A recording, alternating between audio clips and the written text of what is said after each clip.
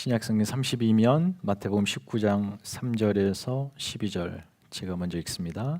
바리새인들이 예수께 나와 그를 시험하여 이르되 사람이 어떤 이유가 있으면 그 아내를 버리는 것이 옳으니까.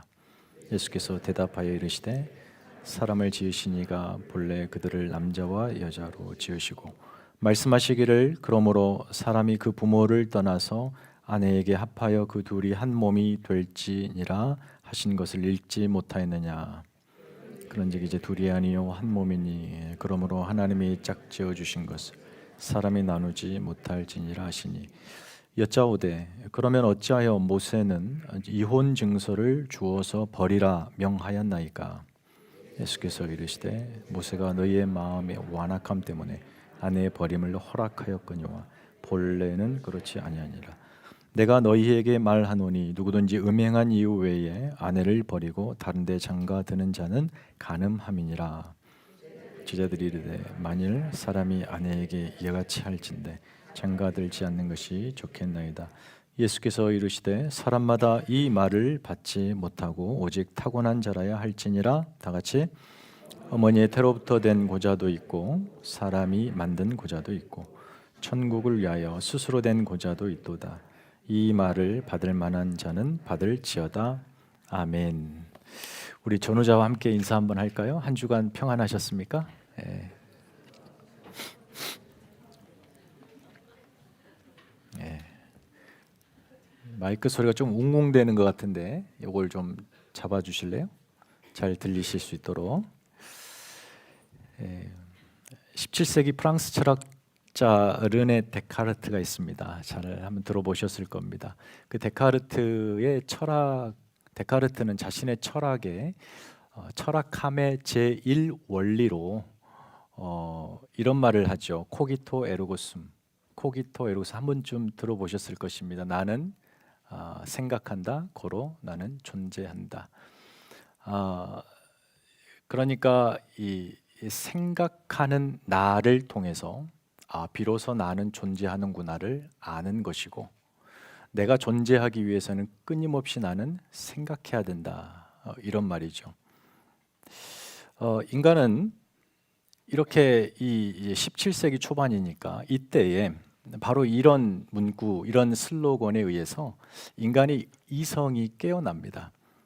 이성이 각성하는 방화쇠 역할을 했던 문구고, 또 실제로 이 문구는 유럽의 계몽주의를 일깨우는 아주 파워풀한 연료와도 같았던 선언이었습니다. 나는 생각한다, 고로 존재한다.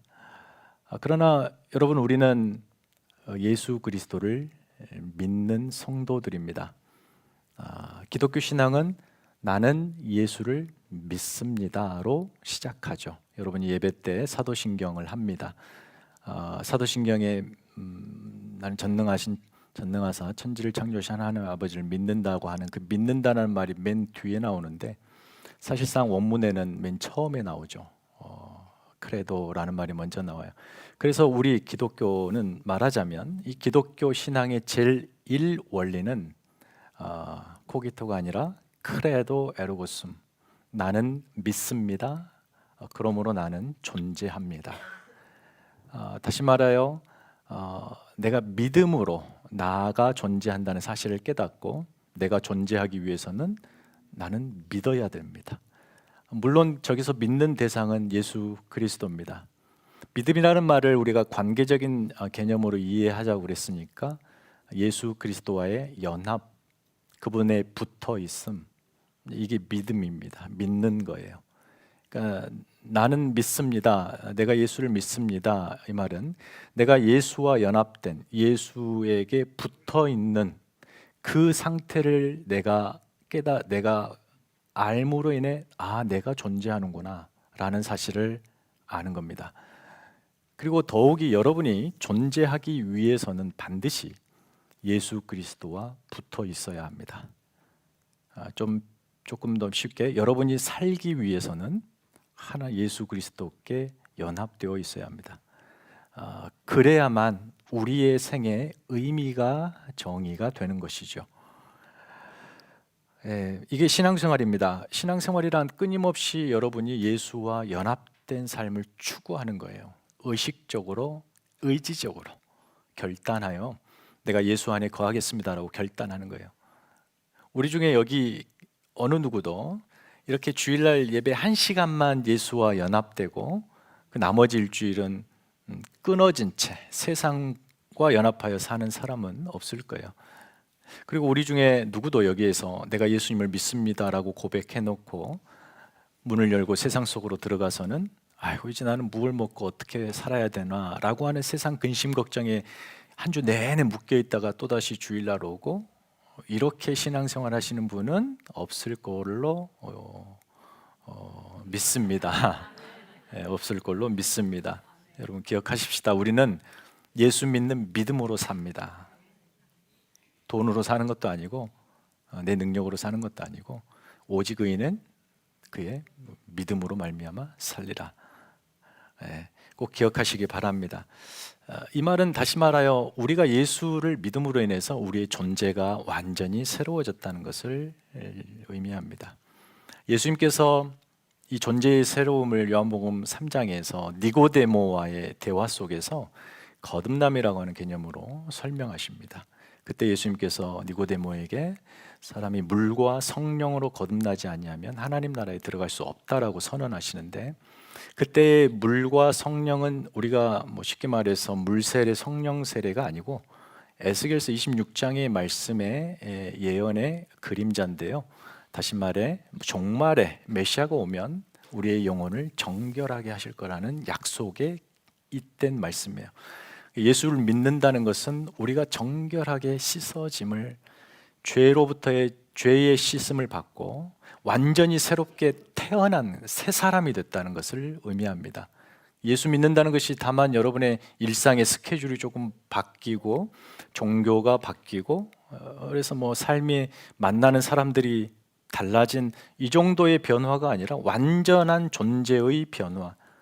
그러므로 그 변화된 존재에 걸맞는 삶을 하나님이 우리에게 요구하시는 것은 당연합니다. 이스라엘을 불러놓고 내가 너희를 부른 내가 거룩하니까 너희는 거룩해야 된다. 이와 같이 우리가 정결하고 거룩하고 하나님 앞에 부끄럽지 않는 삶을 사는 것이 그 인생의 존재의 의미인 거예요. 이거 놓치고 살면 아무리 의미를 담아도 하나님 앞에 그 인생은 아무런 의미가 없어요. 하나님의 백성으로서 하나님 나라의 질서 안에 들어온 우리는 예수와 연합돼요. 그래서 신앙생활이라는 것은 이런 겁니다. 정의하자면 우리가 다만 어떤 도덕적이고 윤리적이고 성경을 어떤 율법적으로 지키는 것이 신앙생활이 아니라 예수 안에 새로워진 존재로서 그분과 단단히 묶여 연합하여 그런 자에게 약속하신 하나님의 복과 은혜를 마음껏 누리는 삶을 신앙생활이라고 말합니다. 그러니까 신앙생활이 무겁고 어렵고 하기 싫고 이것은 제대로 예수와 연합 안 됐다는 반증이죠. 마태복음에서 그런 삶을 앞서 산상수훈에 소개했습니다. 그리고 우리가 지난 시간 세 번에 걸쳐서 보았던 이 18장의 주제처럼 섬김의 삶이고 용서의 삶이죠. 오늘은 18장에 이어 19장, 20장에 이르기까지 예수님께서 제자들에게 또다시 천국의 삶, 하나님 나라의 삶의 질서와 원리를 교훈하시는 대목입니다. 자기를 낮추고 섬김과 용서의 삶, 지난 시간에 강조한 삶.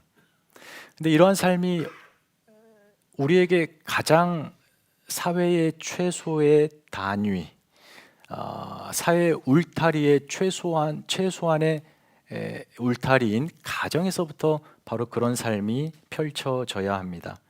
오늘 본문은 사실 가정이라고 하는 가장 기본적인 울타리, 그 울타리의 붕괴, 가정의 삶의 무너짐에 대해서 다루고 있는 본문이에요. 우리가 결혼이 나오고 이혼이 나오고 마지막 부분에는 독신이라는 이런 주제가 등장해서 조금 이렇게 당황스럽긴 한데, 물론 우리가 오늘날 가지고 있는 결혼, 이혼, 독신에 대한 사회적 통념과 여러분 안에 가진 선입견 혹은 신념들이 있을 겁니다. 근데 이런 것들은 좀 내려놓으시고 2000년 전 이야기니까 이 당시에 더욱이 팔레스타인의 유대인들의 이야기, 그토록 남성 우월주의, 남성 중심의 가부장적 시대에 있었던 그런 시대를 배경으로 하고 있기 때문에 조금 오늘날 이해는 내려놓으시고요. 가장 먼저 이 결혼에 대해서 어떻게 접근을 해야 되냐면 당시 유대인들에게 있어서 결혼은 개인의 선택 사항이 아니었습니다. 종교적 의무였어요. 요즘 오늘날의 무슬림들을 보면은 그 의무를 철저히 지켜서 아이들을 많이 낳잖아요. 결혼은 선택 사항이 아니었습니다, 이들에게. 그러니까 반드시 해야 하는 종교적 의무였다. 이걸 이제 전제하고 들어가는 겁니다. 말씀을 보시면 오늘 이 19장은 이렇게 시작합니다. 예수님께서 이제 쭉 갈릴리에서 사역을 마치시고 남쪽으로 내려오셔서 지도상에서는 요단 동편 쪽으로 내려오셔서 이제 요단을 건너셔서 유대 지경으로 들어가시는 그 장면에서부터 시작합니다. 들어가자마자 그 유대 지경이라고 하는 곳은 다름 아닌 이 종교 지도자들의 아지트고 자신들의 홈그라운드죠. 그쪽으로 예수님이 들어가십니다. 아니나 다를까 들어가시자마자 예수를 맞이한 대상들이 종교 지도자인 바리새인들이었습니다. 그들이 예수님을 시험하러 질문을 하죠. 시험이란 테스트가 아니라 예수님을 올무에 빠뜨리려는 목적을 가진 질문입니다. 그들이 꺼낸 뜻밖에도 질문은 쉽게 말해 이혼 이런 말이 아니라 아내 버리는 일입니다. 아내를 버리는 일. 남성 우월적인 가부장적 시대라는 것을 꼭 염두에 두십시오. 아내 버리는 일에 대해서 이들이 예수님께 이렇게 묻습니다. 여기서 사람은 남자입니다. 남자가 어떤 이유가 있으면 그 아내를 버릴 수 있겠습니까? 예수님, 당신이 생각하는 합당한 이유는 무엇입니까? 라고 질문한 거예요. 상당히 생뚱맞지만 이 질문은 매우 위험한 질문이에요. 여기에는 정치적이고 종교적인 날카로움이 들어있고 올무가 서려 있습니다. 이 질문을 앞서 말씀드린 것처럼 요단강을 건너면서 유대 지경에서 받습니다. 예수님이. 이 유대 지경이라고 하는 곳이 중요한데 바로 이 지역은 앞서 세례 요한이 활동했던 사역의 무대였습니다. 세례 요한이 어떻게 죽었죠? 마태복음 14장에서 확인했고 그 앞에서도 조금 나눴습니다. 세례 요한은 예수님보다 6개월 앞선 선지자죠. 그가 메시지를 선포할 때 당시 분봉왕이었던 헤롯 안티파스를 향하여 아주 날카로운 비판을 했죠. 안티파스는 자신의 이복 동생이었던 빌립의 아내인 헤로디아를 자신의 아내로 삼습니다. 근데 그냥 아내 삼지 않고 아내를 삼기 위해 자신의 아내를 버리죠. 근데 그 자신의 아내는 이웃 나라의 공주였습니다. 페트라라고 하는 나라의 공주였는데 아내를 버림으로 인해 그 나라의 왕이 가만히 있겠습니까? 그래서 자신의 딸이 버림받음으로 인해 전쟁까지 일어납니다. 여자를 취하기 위해, 타인의 여인을 취하기 위해서 아내로 자기 아내를 버리고 전쟁까지 했던 사람이에요. 이 헤롯 안티파스가. 그를 향하여 세례 요한이 날카롭게 이렇게 얘기했습니다. 그 여자 헤로디아, 그 여자를 취하는 것은 옳지 않습니다. 도덕적이고 윤리적인 차원에서 옳지 않음이 아니라 하나님 말씀에 옳지 않습니다. 라고 당시의 절대 권력자를 향해서 하나님의 말씀에 근거하여 그의 죄를 지적했던 거죠. 그로 인하여서 헤롯 안티파스가 분노하고 기회를 보고 그를 죽이려고 하지만 민심이 그를 유대인들이 선지자로 아는 바람에 그럴 수 없었습니다.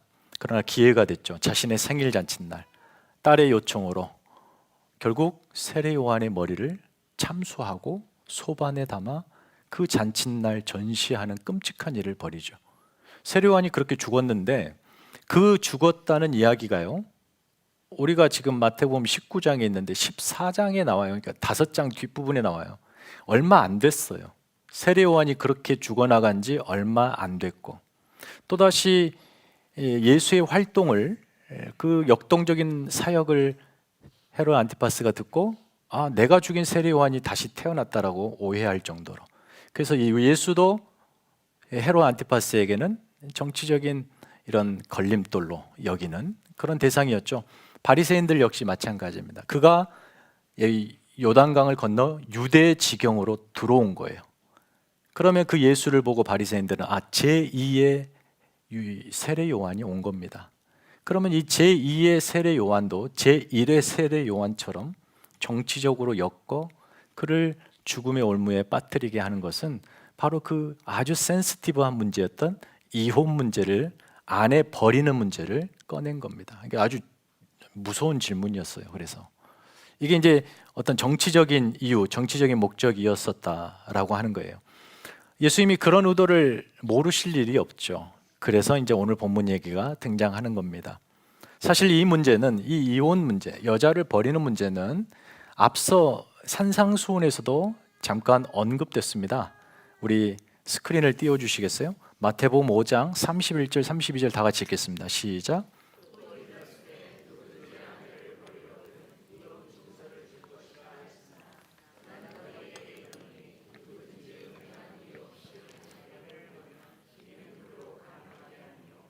또 누구든지 버림받은 여자에게 장가드는 자도 간음함이니라. 이렇게 당시 유대교에서 유대인들이, 종교 지도자들이 가르쳤던 거, 이혼 증서 써주면 여자 버릴 수 있어. 너희는 그걸 들었지.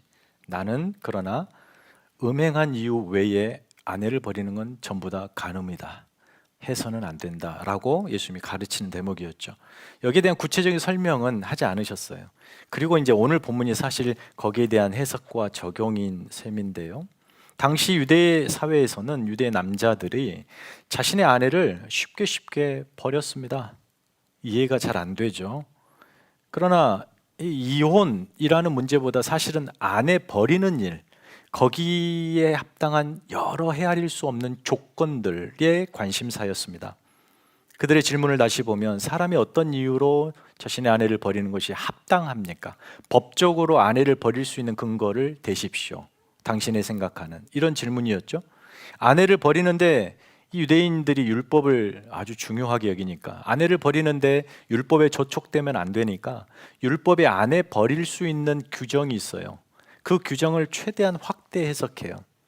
그래서 자신의 아내를 최대한 빠르게 그리고 법적으로 합당하게 버릴 수 있는 근거를 찾기 시작했습니다.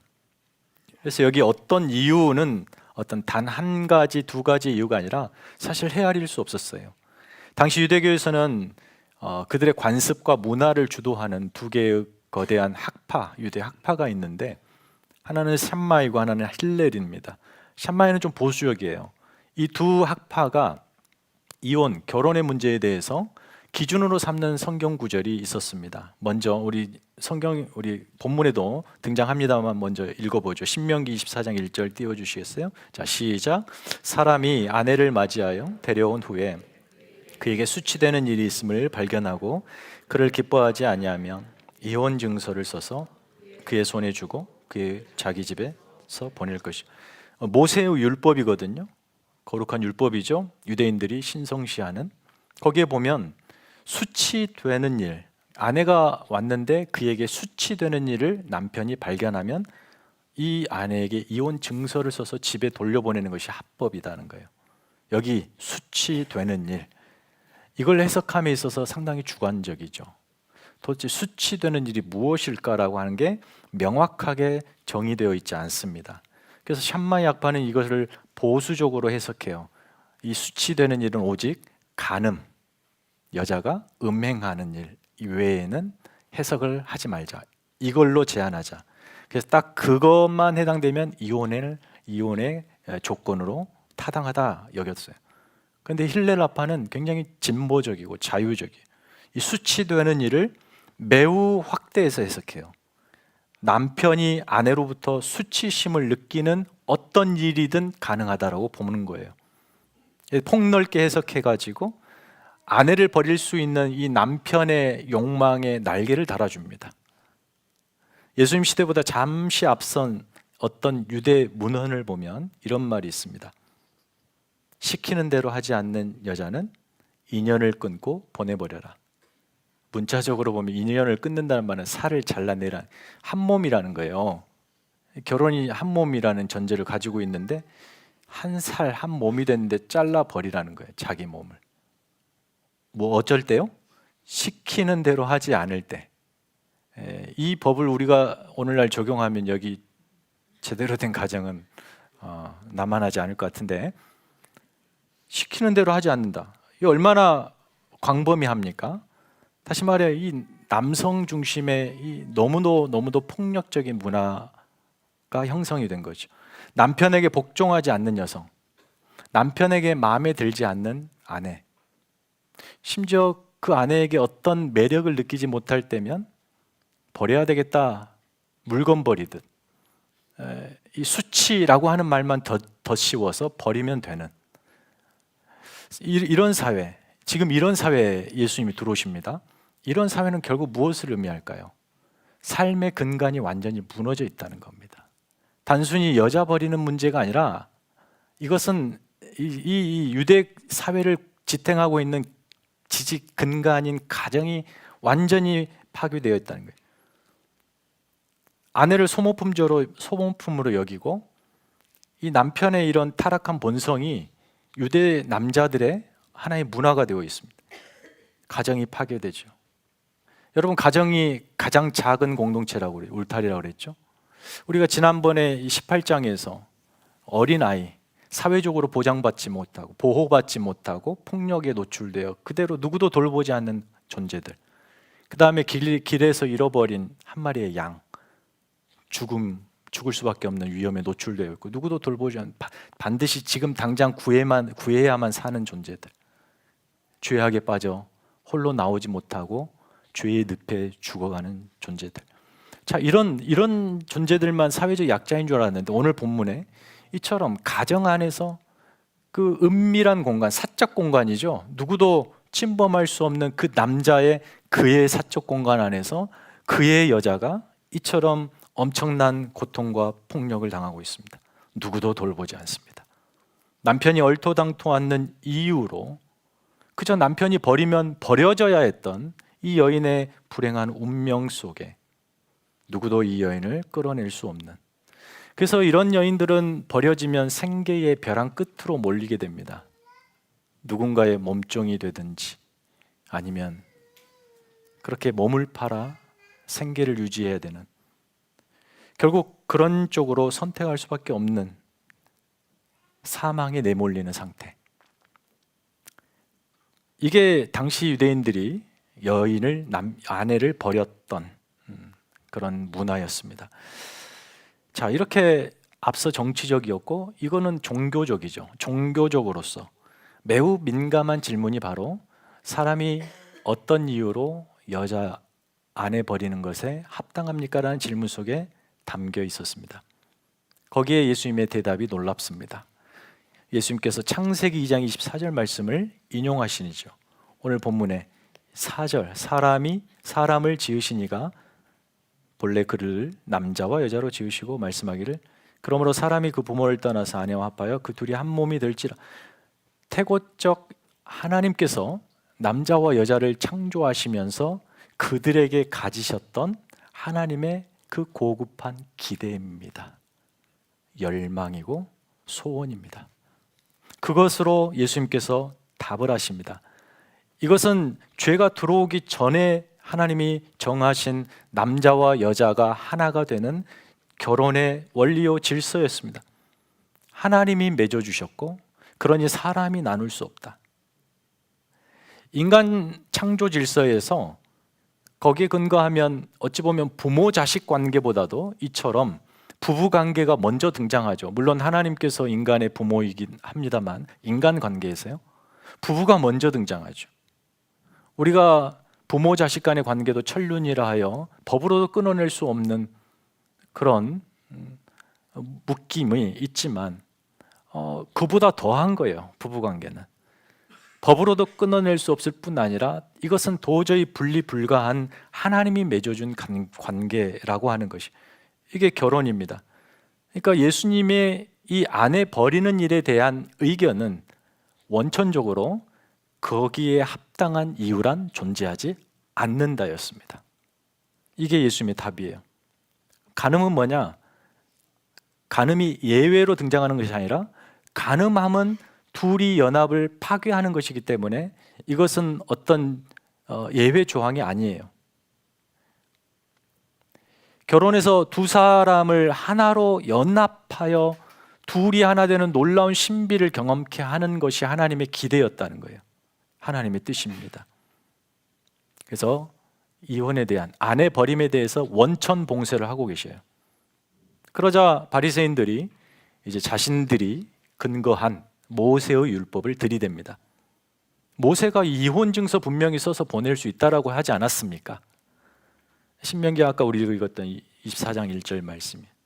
수치되는 일에 이혼 증서를 써서 보내라. 거기서 자신들은 여자 아내 버림에 합당한 명분을 갖고 있었는데, 그러나 예수님께서 이제 모세가 이혼 증서를 써서 보내라고 하는 그럴 수밖에 없었던 근본적인 이유가 있었다라고 말씀하시죠. 그게 바로 너희의 마음의 완악함 때문이다. 이 율법이 언제 어떻게 주어지죠? 하나님은 인간, 남자와 여자를 지으셔서 하나 되게 하신 부부의 법을 죄가 들어오기 전부터 정하셨다 말씀했죠. 그리고 죄가 들어옵니다. 죄가 들어와서 인간은 죄로 말미암아 변질되고 그들의 마음은 완악해집니다. 하나님을 떠나죠. 그렇게 하나님 없이 살아가던 인간들을 하나님은 모세를 보내요. 이스라엘을 애굽에서 끄집어내셔서 광야로 이끄시죠. 그리고 거기에서 이 율법을 주시는 거예요. 이혼 규정의 법을 주시는 겁니다. 하나님이 이혼이라는 규정을 정하신 것에 대해서, 예외 규정을 허락하신 것에 대해서 예수님은 그 이유는 인간들이 완악했기 때문이다 라고 말씀하십니다.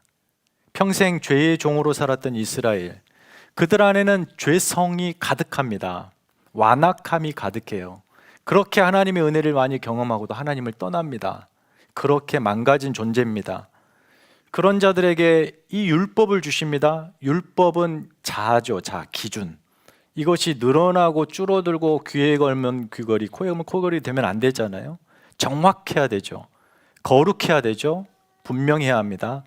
율법은 그래서 주어질 때는 정확합니다. 거룩합니다. 그 거룩한 율법이 완악한 이스라엘에게 주어집니다. 이스라엘이 이 율법을 지킬 수 있을까요? 없을까요? 지킬 수 없습니다. 그럼에도 거룩한 율법을 주십니다. 왜냐하면 너희를 그 거룩으로 내가 불렀다는 것을 가르쳐 주시기 위해서죠. 이들은 그 거룩한 율법을 받았지만 율법을 다 지킬 수 없습니다. 그래서 하나님은 이들이 율법을 어겼을 때 해결할 수 있는 수습할 방안을 만들어 주셔야만 했습니다. 그래서 이혼 규정이 나오는 거예요. 예외 조항으로. 율법을 어기면 죄를 짓는 것이기 때문에 해소해야 되겠죠. 어떻게 해요? 제사를 지내므로. 그래서 제사법이 등장하는 거고, 결혼을 했는데 이들의 완악함 때문에 여자를 버리게 되죠. 죄를 지었죠. 해소해야 되겠죠. 이혼 증서를 써줘라는 거예요. 자, 이런 맥락에서 예외 조항이 나와요. 즉 모세가 말하자면 온갖 탐심 때문에 결혼의 숭고함을 지킬 실력이 없는 죄인 인간들에게, 그래서 이혼하는 자들에게 그나마 수습할 방안을 터준 것이 이혼 증서라는 거예요. 모세가 이 법을 제시한 것은 인간의 완악함을 최대한 통제하기 위해서예요. 그 완악함을 마음껏 펼쳐서 마음껏 마음 편하게 이혼해라, 그러기 위해서 준 것이 아니라, 이혼을 합법화하고 장려하려고 준 것이 아니라 최대한 이혼을 막게 하기 위해서 준 예외 규정이라는 거예요. 따라서 예수님께서 창세기 말씀을 이 고급하고 거룩하고 오염되지 않는 정결한 규정을 말씀으로 답으로 꺼내신 이유는 이런 겁니다. 아무리 율법에 이혼 규정이 있다고 해서 하나님이 너희에게 원하시는 것은 그 결혼의 본래의 숭고함, 그 부부가 두 사람이 연합하여 하나를 이루는 완전한 온전함을 이루는 그것에 있지, 그 하나님의 숭고한 목적이 너희들이 죄를 졌다고 폐기된 것은 아니다. 여전히 그 목적, 하나님의 기대는 유효하다. 너희를 부르신 그분이 너희가 그렇게 살기를 요구하신다. 이걸 가르쳐 주시는 거죠.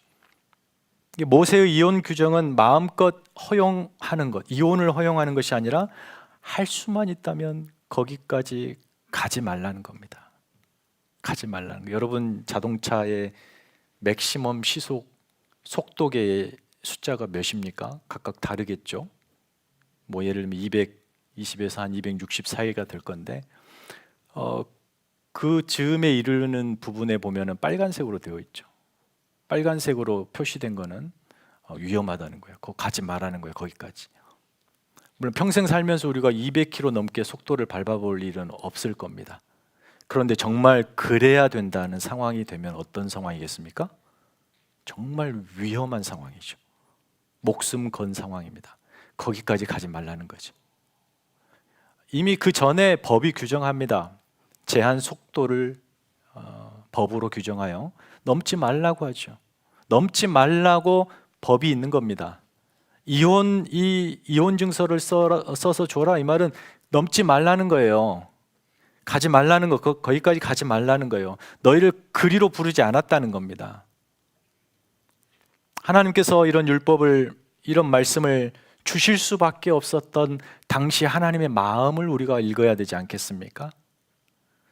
이 율법을 통해서 평생 죄에 종살이했던 이스라엘이 얼마나 하나님 앞에 존귀한 존재인지, 그리고 그런 망가진 이스라엘을 하나님은 어디까지 영광스러운 자리로 이끄실 것인지, 이 율법에 그런 하나님의 열심이 담겨 있는 것이죠. 예수님께서 왜 창세기 이 태고적 죄가 들어오지 않았을 때에 하나님의 그 순결한 기대를 꺼내놓냐 이 말이에요. 이건 우리에게 도전하고 있습니다. 죄로 말미암아 패역하고 뒤틀린 우리를 회복하시려고 예수님은 우리의 삶의 자리로 들어오셨습니다.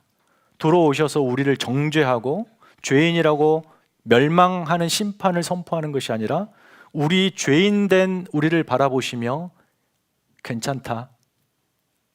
자, 지금부터 시작이다. 내가 네 삶에 들어왔다. 이제부터 나와 하나님이 너에게 목적하신, 너를 지으실 때 두셨던 그 기대를 향하여 함께 가자.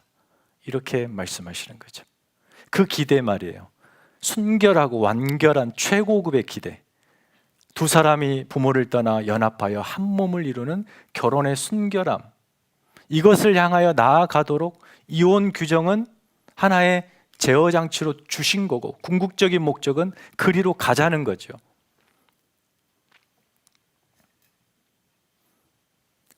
창조의 질서와 원리를 제시하시면서 너를 지으신 하나님은 아직도 여전히 너에게서 창조 때 두셨던 그 아름다운 목적을 거두시지 않으셨다. 너희가 내 안에 그렇게 거할 때 바로 그 목적을 향하여 한 걸음 한 걸음 걸어갈 수 있다. 너는 하나님 앞에 그런 존재다. 예수님이 우리에게 주시는 도전들입니다. 쉽게 죄된 현실 속에서 나는 연약하여 죄밖에 짓지 못하고 부족하여 어리석고 이렇게 살 수밖에 없다라고 내 자신의 삶을 그냥 그렇게 포기하고 체념하는 그 자리에 예수님이 들어오셔서 너는 그렇지 않다. 하나님이 너를 지으시지 않았느냐. 너 지을 때 하나님 분명한 목적 두셨다. 그게 있다. 그게 뭔지 배워가자. 이렇게 결혼을 예를 들어 말씀하시는 겁니다. 사실 여러분 결혼하실 때, 우리 결혼하는 청년들 잘 들어야 돼요. 사실 결혼하실 때 우리는 서로가 서로를 사실상 아무것도 모른 채 결혼했습니다.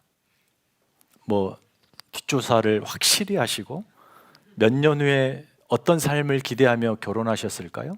그런 분이 간혹 있을 수 있겠습니다만, 그렇다고 그런 분들 보면 제대로 끝까지 살지는 못하는 것 같아요.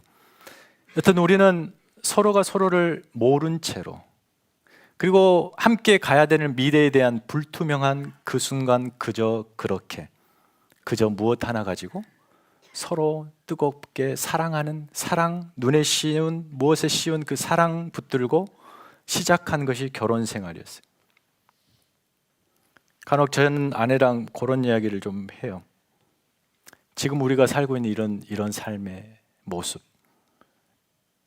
22년 됐습니다. 결혼한 지. 22년 전에 우리가 생각했을까? 전혀 생각 못했죠. 그때는 아무 생각 없었습니다. 당장 앞도 생각 안 하고 그냥 결혼했어요. 그리고 그냥 얘기도 났어요. 계획도 안 하고 아무것도 모른 채로. 결혼할 때 우리가 10년, 20년 후, 30년 후, 40년 후 우리의 모습이 이럴 거라고 생각하고 결혼하신 분은 없죠. 지금 한번 옆에 계신 부부 사이에 보시면 몇 년을 살아왔는지 모르지만 지금 그 모습을 하나님이 은혜를 베푸셔서 결혼 전에 요만큼만 보여주셨더라면 내가 그 사람하고 결혼한다 안 한다? 우리 정 집사님 하신다 그랬어요. 저도 해요. 저도 합니다.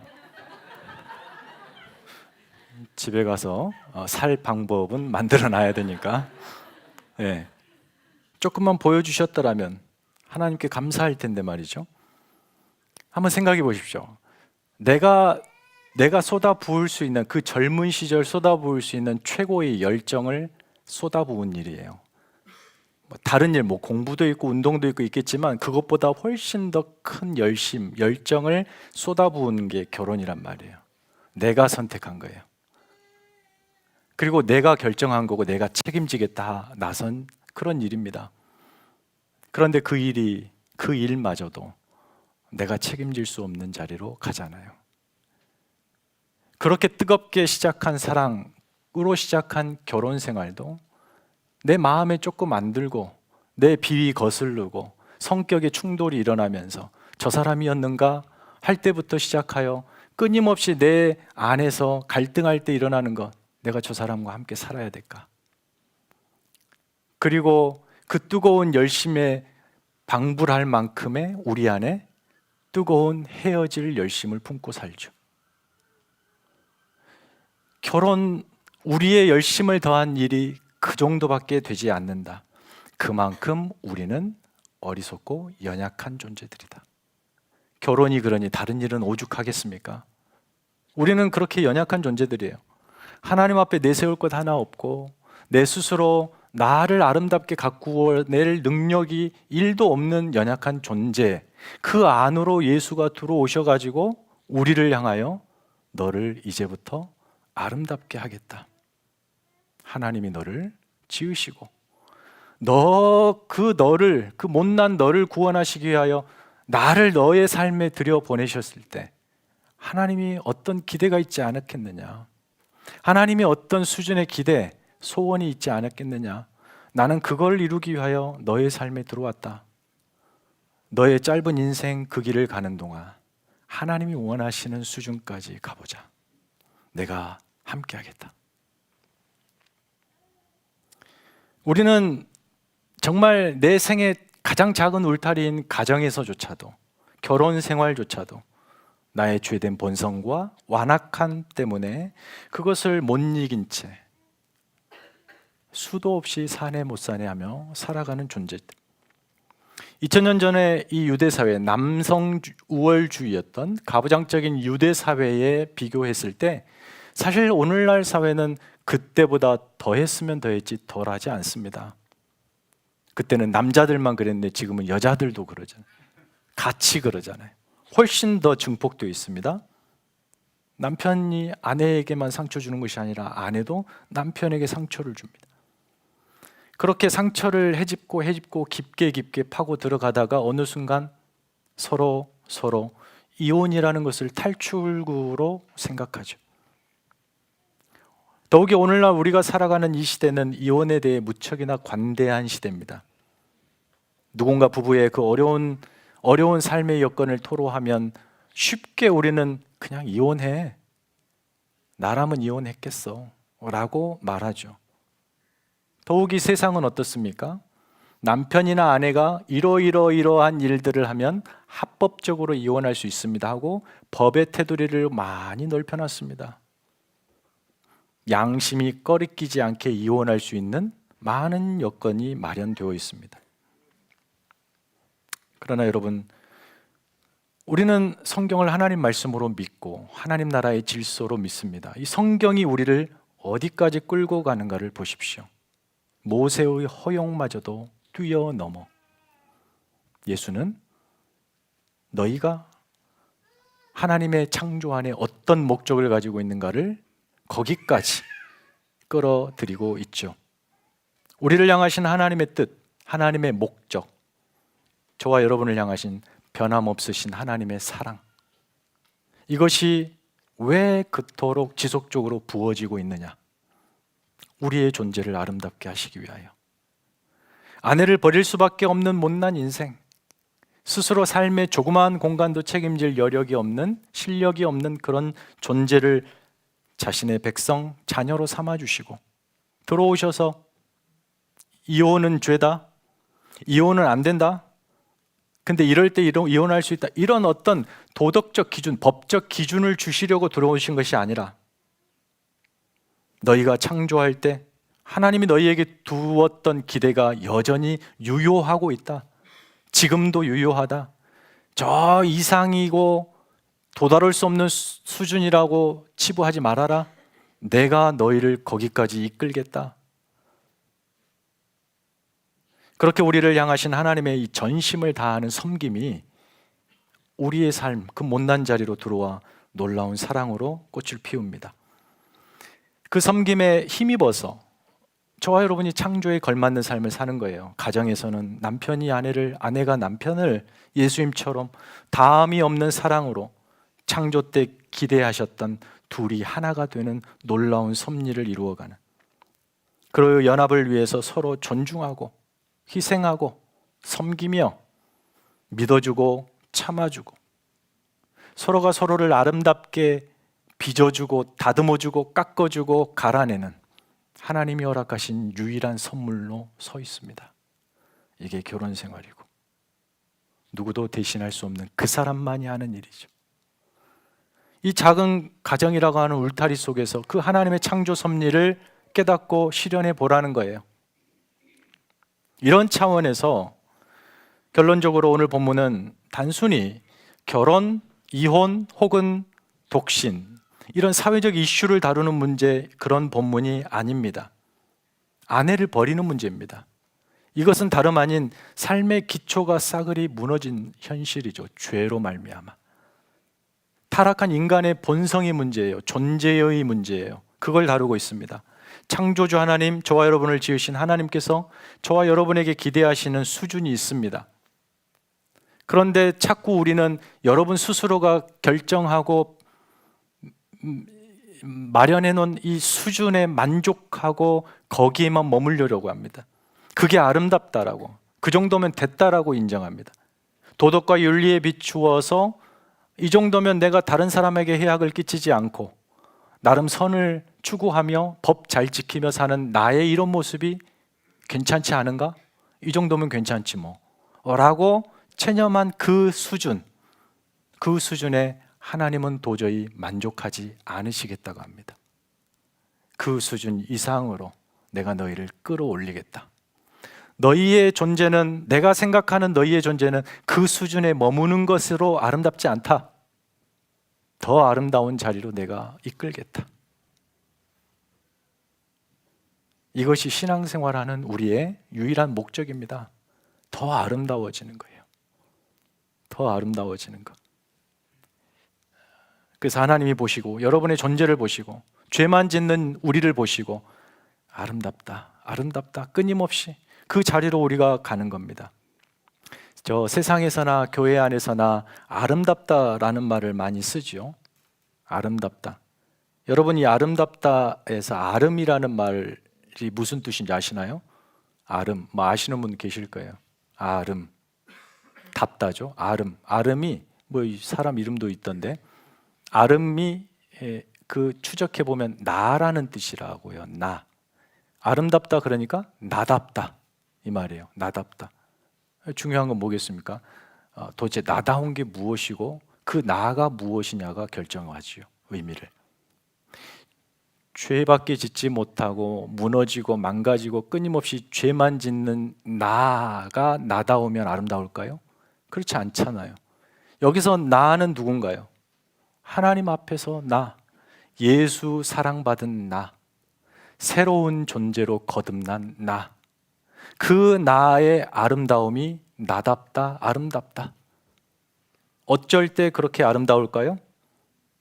그 예수 그리스도와의 온전한 연합 속에서 그분이 이끄시는 그 수준을 향하여 순종하고 기대하며 달려갈 때 하나님이 우리를 창조하시며 오늘 설교의 제목처럼 우리를 지으신 하나님이 기대하시는 수준에 이르기를 애쓰고 결단하고 헌신하는 그런 성도가 아름다운 성도라는 거예요. 믿으시기 바랍니다. 사랑하는 성도 여러분, 이 시간에 말씀을 다시 한번 생각하면서 기도할 때에 먼저는 우리의 가정을 하나님 사랑으로 그 은혜로 회복시켜 주시옵소서. 이렇게 기도할까요? 어느 누구도 어느 누구의 가정도 상처 없는 가정이 없을 겁니다. 남편이 아내에게, 아내가 남편에게, 부모가 자식에게, 자식이 부모에게. 가장 신앙의 근간인 가정이 무너진다면 교회도 무너질 수밖에 없습니다. 그 가정이 어떻게 세워져야 할까요? 예수 그리스도의 아낌없는 자기의 낮추심과 섬김, 생명을 내어주는 사랑, 그것을 통하여 하나님이 가정에 목적하신 고급한 수준의 신앙의 그 경지, 그곳으로 향하여 나아가는 것. 하나님께서 여러분에게 두신 창조 때의 목적이 있습니다. 여러분은 지금보다 훨씬 더 아름다워져야 됩니다. 더 거룩해져야 됩니다. 하나님 앞에 더 신실하셔야 합니다. 그것이 여러분의 존재의 아름다움이에요. 다른 것으로 치장하고 꾸민다고 여러분이 아름다워지지 않습니다. 세상 것 많이 얻는다고 아름다워지지 않아요. 여러분이 많은 것을 이루었다고 아름다워지지도 않습니다. 오직 여러분 안에 예수가 있어야 합니다. 그 예수 그리스도와 온전한 연합을 통해서 하나님의 은혜를 마음껏 누릴 때 아름다워집니다. 그렇게 내 삶이 하나님의 수준에 걸맞는 신앙의 그 경지에 이르는 여정에 신실하게 임할 수 있도록 은혜 주시라고 함께 기도하겠습니다. 하나님 아버지, 주님께서 우리를 창조하셨습니다. 주님께서 우리를 그 창조하실 때 두셨던 거룩한 고결한 목적이 있습니다. 우리의 수준이 있습니다.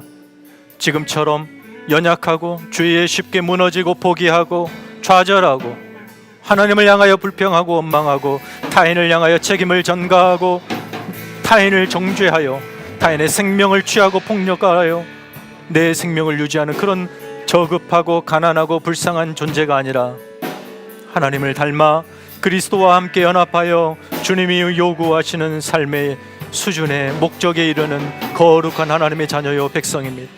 하나님이 우리에게 주신 그 약속을 붙들고 하나님이 빚어가시는 존재의 아름다움으로 우리의 인생이 거룩하여지게 하여 주옵소서.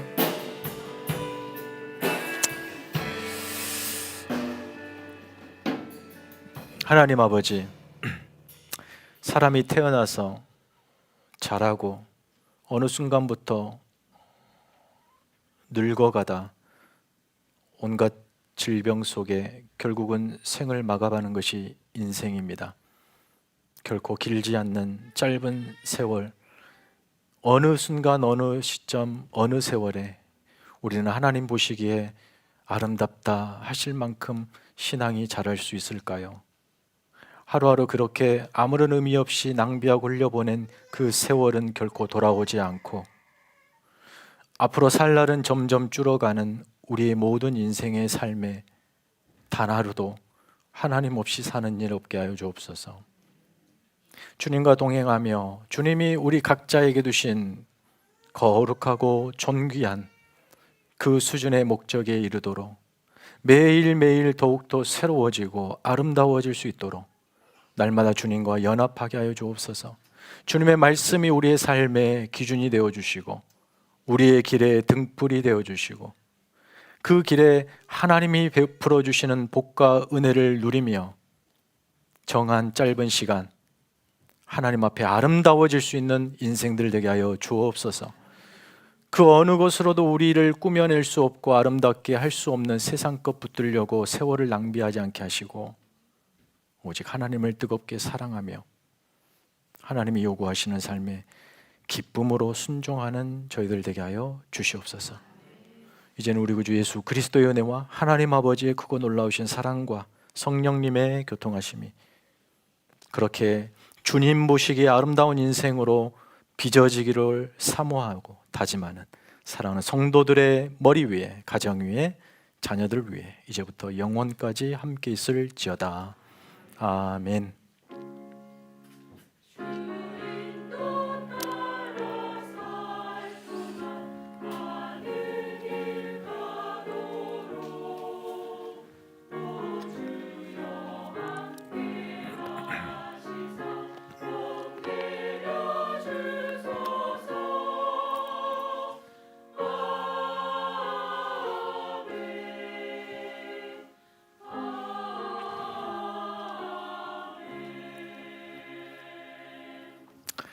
예배를 마침 다녀와 승리하시기